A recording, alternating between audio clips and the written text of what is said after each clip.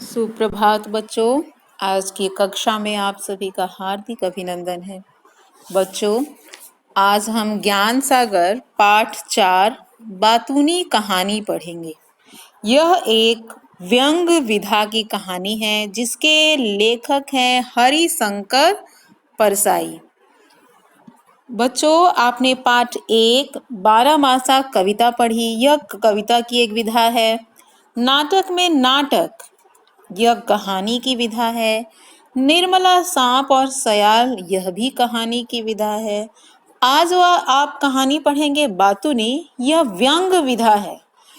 हिंदी साहित्य में या अंग्रेजी साहित्य में जो भी रचनाएं होती हैं वो अलग अलग विधाओं में लिखी जाती। विधाएं अर्थात शैलियाँ, लिखने का तरीका, उनके प्रस्तुति का तरीका। जैसे आप नाटक में क्या देखते हैं, संवाद विधा। नाटक भी एक अलग विधा है, उसको लिखने का तरीका, उसको बोलने पढ़ने का तरीका अलग है। कविता को हम गायन विधि से पढ़ते हैं, कहानी को किसी दूसरी विधि से पढ़ते हैं। तो बच्चों, हमारी जो हिंदी साहित्य है या जितनी समृद्ध है, आपको तरह तरह की विधाओं से भी परिचित होंगे और जानेंगे कि किस तरह से उनका अपने आप में इन विधाओं का क्या महत्व है। एक लेखक का, एक कहानीकार का या एक कवि का साहित्य के प्रति और समाज के प्रति क्या उत्तरदायित्व है। उन्होंने अपनी रचनाओं के द्वारा किस तरह से समाज को सुधारने की कोशिश की है। तो बच्चों, आज हम कहानी पढ़ रहे हैं बातूनी। लेखक हरिशंकर परसाई।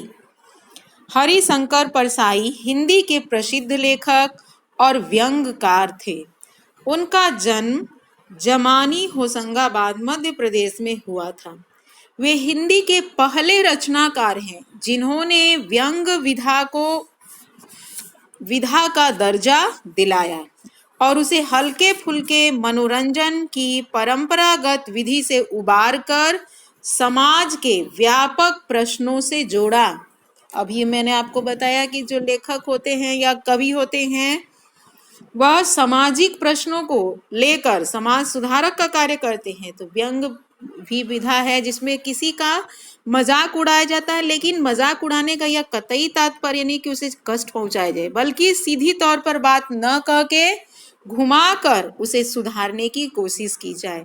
तो हरिशंकर परसाई जी भी हिंदी साहित्य में सबसे पहले व्यंग्यकार हैं।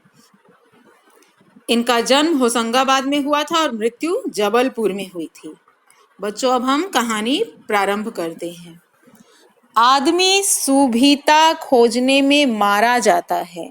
उस शाम अगर मैं खुद जाकर लिफाफा पोस्ट ऑफिस में छोड़ देता तो वह कष्ट न होता जो तभी से भुगत रहा हूँ। यह मैं अर्थात लेखक। उस शाम मुझे एक लिफाफा छोड़ना जरूरी था। मैं बाहर निकला। पोस्ट ऑफिस बंद होने का समय हो रहा था। सामने से एक सज्जन, बाद में इन्हें मैंने कभी सज्जन नहीं कहा, साइकिल पर जाते दिखे। मैंने उन्हें रोककर कहा, जरा एक लिफाफा लेकर इस कागज को उसमें रख कर यह पता लिखकर डाक में छोड़ दीजिए। उन्होंने कहा, सहर्ष। बस उनके सहर्ष ने मेरा हर्ष तभी से जो छीना है वह तो आज तक वापस नहीं मिला। दूसरे दिन वे दिख गए तो मैंने पूछा, वह चिट्ठी डाल दी थी? आप बताइए, इसका जवाब ज्यादा से ज्यादा कितना लंबा हो सकता है? यही कि जी हाँ साहब।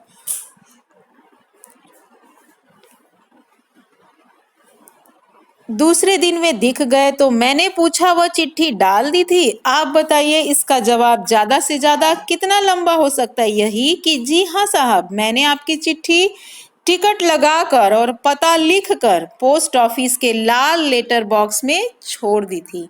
बस इससे ज्यादा तो नहीं हो सकता। पर उन्होंने जवाब दिया, मैं पोस्ट ऑफिस पहुंचा साहब, देखता हूं कि पोस्ट ऑफिस बंद हो चुका है। अब मैं बड़ा परेशान। मैं कहूं कि करूं तो क्या करूं? आपकी चिट्ठी जरूरी है। आपने पहली बार तो कोई काम बताया। इतने दिनों से आप यहाँ रहते हैं पर सेवा का कोई मौका ही नहीं मिला था। मैंने कहा, चाहे आकाश टूट जाए और चाहे पृथ्वी फट पड़े पर आपका लिफाफा जरूर डालूंगा। तो साहब मैं बाहर निकला। अब मैं कहूँ कि जाऊं तो कहाँ जाऊं। इतने में साहब मेरी नजर पड़ी साहनी मेडिकल स्टोर पर। वहां साहनी बैठा था। मैं वहां गया। साहनी मेरा कई साल से दोस्त है। आप नहीं जानते, उसके फादर मेरे फादर के बड़े अच्छे दोस्त हैं। बाद में उसके फादर को एक दिन दिल का दौरा पड़ा। ये सब आजकल दिल की बीमारी का भी बड़ा फैशन चल पड़ा है। बच्चों आपने भी देखा होगा, कई लोगों को आप जानते भी होंगे कि कुछ लोग ऐसे होते हैं जो किसी भी बात को बहुत बढ़ा चढ़ा कर बोलते हैं और मुद्दे की बात बहुत बाद में करते हैं।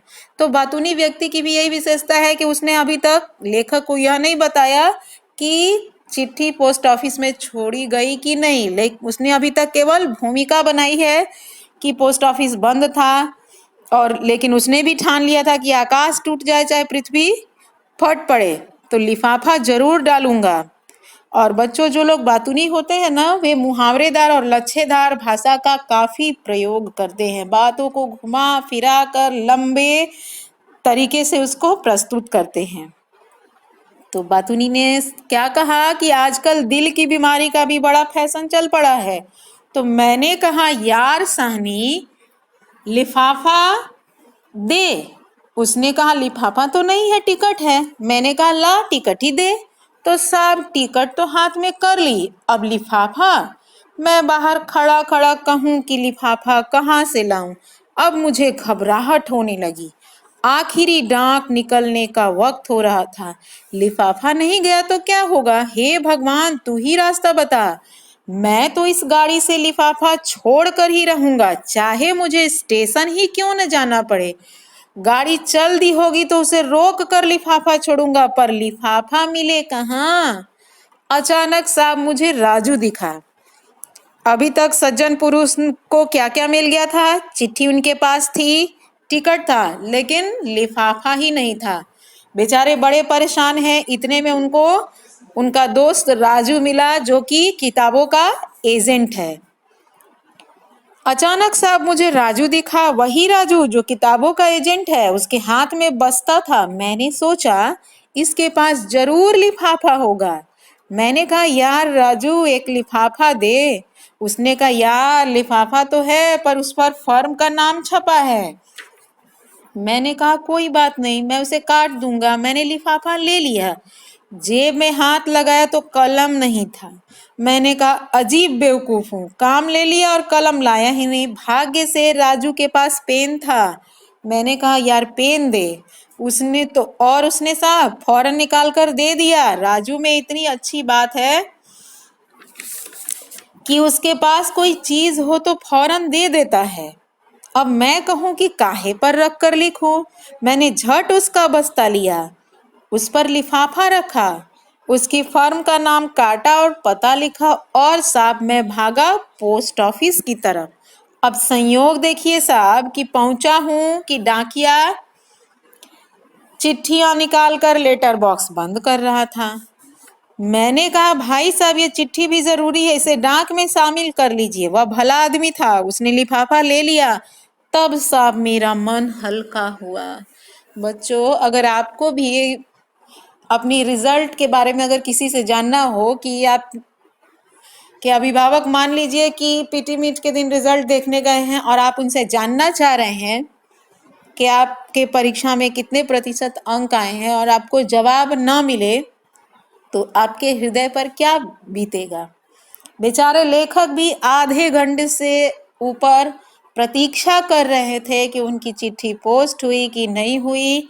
अंत में उनको पता चल गया कि चिट्ठी पोस्ट हुई, लेकिन इतनी बड़ी बड़ी बातों की भूमिका को उन्हें सहन करना पड़ा।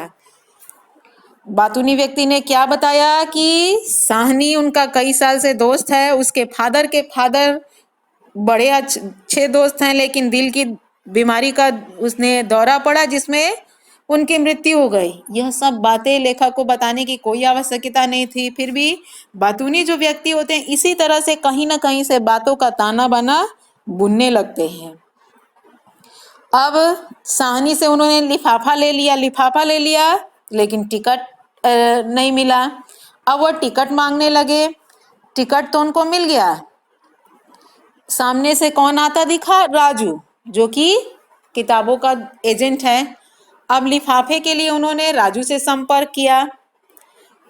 राजू ने भी जो लिफाफा दिया उस पर उसकी फर्म का नाम, जो जिस कंपनी की किताबें वो अपनी पब्लिश कर रहा था उस पर उसका नाम छपा हुआ था। उस लेखक को, ये बातूनी व्यक्ति को वही मिला। उन्होंने उस लिफाफे को लिया और कहा कि चलो भाई पेन भी दे दो। पेन भी मिल गया, राजू का बस्ता रखकर, पता रखकर लिखने के लिए भी मिल गया। और तब बेचारे दौड़ते दौड़ते पोस्ट ऑफिस भागे। वहां क्या देखा कि लेटर बॉक्स से चिट्ठियां निकाली जा चुकी है, लेकिन उन्होंने बहुत आग्रह किया, तब डाकिया साहब ने उनकी चिट्ठी को शामिल कर लिया। अब बातूनी व्यक्ति ने क्या कहा कि यह मैंने बहुत संक्षेप में लिखा है। उन्होंने लगभग आधा घंटा इस विवरण में लिया। बातूनी व्यक्ति ने की जो बातें हैं लेखक ने संक्षेप में लिखी हैं, लेकिन बातूनी से जो उनकी वार्तालाप हुई है वह आधे घंटे से ज़्यादा हुई।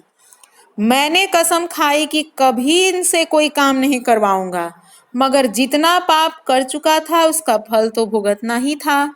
मेरा काम करके उन्होंने मेरे ऊपर हमेशा के लिए अधिकार जमा लिया था। रास्ते में उनका घर पड़ता था, मैं निकलता और उन्हें दिख जाता तो वे बहुत खुश होकर मुझसे पूछते कहाँ जा रहे हैं। मैं नहीं समझ पाता कि आमतौर पर लोग क्यों पूछते हैं कि आप कहाँ जा रहे हैं। वे क्या पुलिस के आदमी हैं या खुफिया विभाग के हैं या चाचा होते हैं कि जानना चाहते हैं कि तुम कहाँ जा रहे हो। यह असल में आदमी को रोककर बात करने की भूमिका है। जिसे जल्दी जाना है वह भी होशियारी करता है और कहता है कहीं नहीं, ऐसे ही, और आगे बढ़ जाता है। क्या सवाल है, कहाँ जा रहे हैं, और क्या जवाब है, कहीं नहीं। मगर लोग पूछते ही हैं और लोग जवाब भी देते हैं। तो बच्चों देखा आपने कि अब जब हम किसी की बातों से ऊब जाते हैं तो किस तरह से उसके प्रश्नों का नकारात्मक उत्तर देते हैं। फिर भी लोग मानते नहीं हैं और झूठ मूठ की बातों का प्रसंग आगे बढ़ाते रहते हैं। मैं जब रुक जाता और कहता यूं ही जरा सिविल सर्जन से मिलने जा रहा हूं, बस वे मुझे पकड़ लेते। अच्छा, डॉक्टर गुप्ता से? वे हमारे चाचा के बड़े अच्छे दोस्त थे। नागपुर में पास पास बंगला था। हमारे घर आते तो मुझे गोद में लेकर खिलाते थे। मिलते हैं और कहते हैं क्यों बेटा भूल गए, घर नहीं आते। वे 10-15 मिनट तक डॉक्टर गुप्ता से अपने पारिवारिक संबंध बताते। मैं कहता प्रोफेसर तिवारी से मिलने जा रहा हूँ। वे कहते अच्छा तिवारी जी से मिलने, हमारे फादर इन लॉ के वे बड़े पुराने दोस्त हैं, दोनों साथ में पढ़ते थे। अभी भी वे हमारे प्रति प्रेम भाव रखते हैं। कभी मिल जाते हैं तो कहते हैं कभी घर आओ। मैं किसी का भी नाम लेता वह उनके चाचा, मामा, ससुर या पिता का दोस्त निकल आता और वे 10-15 मिनट उसके संबंधों के बारे में बताते। एक दिन कहूँगा डाकू जालम सिंह से मिलने जा रहा हूँ, तब वे शायद झटके में कहेंगे अच्छा डाकू जालम सिंह, वे तो हमारे फादर के बड़े अच्छे दोस्त थे, दोनों साथ ही डाका डाला करते थे। जालम सिंह ने तो मुझे गोद में खिलाया है। फिर एक दिन कहूँगा भगवान से मिलने जा रहा हूँ, वे कहेंगे भगवान से? अच्छा, वे तो हमारे चाचा के बड़े अच्छे दोस्त हैं, दोनों स्वर्ग में साथ काम करते थे। मेरा नाम उन्हें बताइएगा, वे पहचान जाएंगे। मुझे तो भगवान ने को गोद में खिलाया है। तो बच्चों आपने यहाँ तक क्या देखा कि अनर्गल प्रलाप मनुष्य की किस तरह से मनुष्य के व्यक्तित्व को प्रस्तुत करती है। पहले लेखक ने क्या कहा व्यक्ति को? सज्जन व्यक्ति।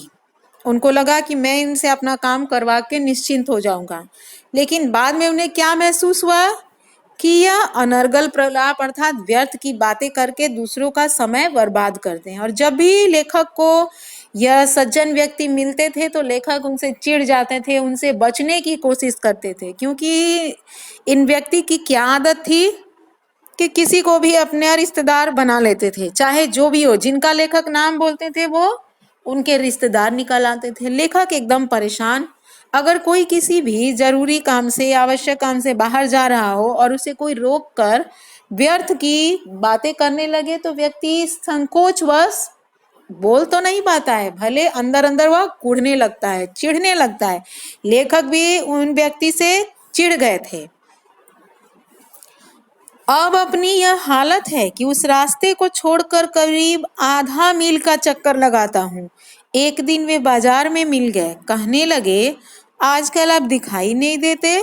मैंने कहा, बाहर निकलता ही नहीं, घर में ही रहता हूँ। उन्होंने कहा, अच्छा तो फिर घर पर ही दर्शन करूँगा। मैं कहकर फंस गया। अगर वे घर पर दर्शन करने आ पहुँचे तो घंटों बैठेंगे। सोच विचार के बाद यह तय किया कि मैं फिर उनके घर के सामने से निकलना शुरू कर दूं, वहीं दर्शन दे दूं, ताकि वे घर पर दर्शन करने न आ पहुँचे। उन सज्जन से मुझे डर लगता है। वे मुझे दूर से देखते हैं तो चेहरा खिल उठता है, मैं कांप जाता हूँ। वे घंटे भर से कम नहीं छोड़ते। उनके चेहरे पर वही भाव होता है जो सुरसा के मुख पर हनुमान को देखकर आया था। सुरसा ने कहा था, आज सुरन मोहि दीन आहारा। बच्चों, आपने अभी रामायण देखा होगा तो सुरसा राक्षसी को देखा होगा। जब हनुमान जी लंका का पता खोजने के लिए जाते हैं, सीता जी का पता ढूंढने के लिए लंका की ओर प्रस्थान करते हुए, तो मार्ग में उन्हें सुरसा राक्षसी मिलती है जो उनको खाना चाहती है। हनुमान जी उनको बार बार कहते हैं कि माता अभी मुझे जाने दीजिए, मैं वहां से लौटकर आपका आहार बनूंगा। सुरसा उनके बोलने पर भी नहीं मानती और बोलती कि नहीं, आज भगवान ने तुम्हारे जैसे हृष्ट-पुष्ट को भेजकर मेरे ऊपर उपकार किया है। आज सुरन मोहि दीन, दीन मतलब गरीब, तो किस मामले में गरीब, मतलब भूखी। तो आज भगवान ने तुम्हें भेजकर मेरे लिए उपकार किया, मैं तो तुमको खाऊंगी ही। हनुमान जी उनके मुख में प्रवेश करते हैं और फिर उन मुख से बाहर निकल जाते हैं। सुरसा राक्षसी को श्राप मिला हुआ होता है और उस श्राप से वह मुक्ति पा लेती है। यहाँ पर व्यंग की यही विधा है कि किसी चीज को किस तरह से, देखिए, घुमा कर बोला गया कि लेखक ने क्या कहा कि जब वो व्यक्ति सामने से इनको दिख जाते थे तो ये कांप जाते थे। इनको लगता था घंटे भर की छुट्टी, और इनको याद आ जाती थी सुरसा, और स्वयं को यह हनुमान जी जैसा समझने लगते थे कि आज तो जरूर मुझे इन्हीं के से सामना करना पड़ेगा और इनकी बातें सुननी पड़ेगी। सुरसा ने कहा था, आज सुरन मोहि दीन आहारा, आज देवताओं ने मुझे भोजन दिया है। ये सज्जन भी किसी परिचित को देखकर मन ही मन कहते होंगे, आज सुरन मोहि दीन आहारा। और ये जो सज्जन व्यक्ति है ये भी काफी खुश होते होंगे कि अच्छा चलो, आज बात करने के लिए कोई ना कोई मिला। वे पास आकर हाथ पकड़ लेंगे और एक पांव से आपका पांव दबा लेंगे और मुंह मिलाकर घंटे भर बकते जाएंगे। हम तो राह देख रहे हैं कि कोई कर्नल जिम कार्बेट पैदा होगा जो उनसे हमारी रक्षा करेगा। तो बच्चों, आपने यह कहानी पढ़ ली। इस कहानी में आपको क्या पता चला कि मनुष्य को अत्यधिक प्रलाप, अनर्गल बातें नहीं करनी चाहिए, और बातचीत या बोलना भी एक प्रकार की कला है। जरूरत से ज्यादा अगर हम बोलने लगते हैं तो सामने वाले व्यक्ति के लिए वह प्रसन्नता देने वाली नहीं होती है, बल्कि उसके लिए दुखदाई सिद्ध हो जाती है। धन्यवाद बच्चों, आज की कक्षा के लिए इतना ही, और हम फिर दूसरी कक्षा में इसी पाठ पर पुनः चर्चा करेंगे। बच्चों, इस पाठ के शब्दार्थ को देख लीजिए। सुभिता, सुभिता का मतलब सुविधा, सहूलियत। कष्ट, दुख। पोस्ट ऑफिस, जहाँ चिट्ठियाँ छोड़ी जाती हैं। सज्जन, भला आदमी, शरीफ आदमी।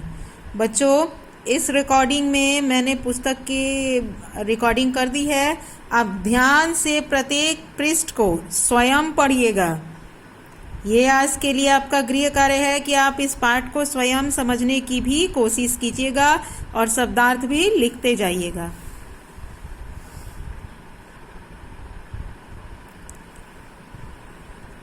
संक्षेप, थोड़े में कोई बात कहना, विवरण, वर्णन।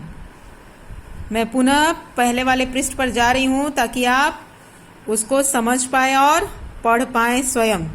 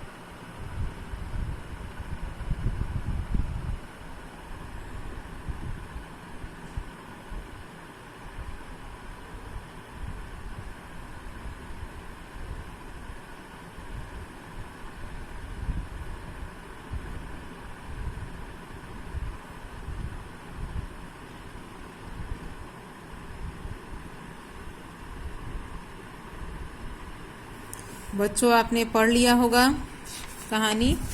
अब आगे का पृष्ठ देखिए।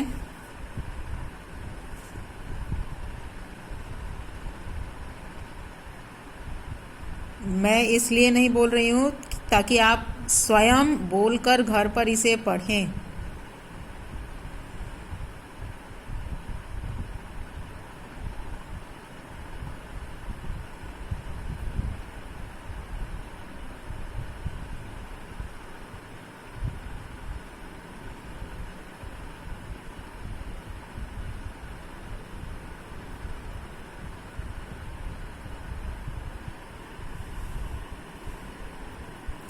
अब इस पृष्ठ का शब्दार्थ देखिए। सुरन, सुर, सुर देवता, मोही मुझे, दीन दुखियारा, गरीब, आहारा भोजन। इस पृष्ठ का ये नए शब्द हैं जिनको आप अपने उत्तर पुस्तिका में लिखिएगा। धन्यवाद बच्चों, आज की कक्षा के लिए बस इतना।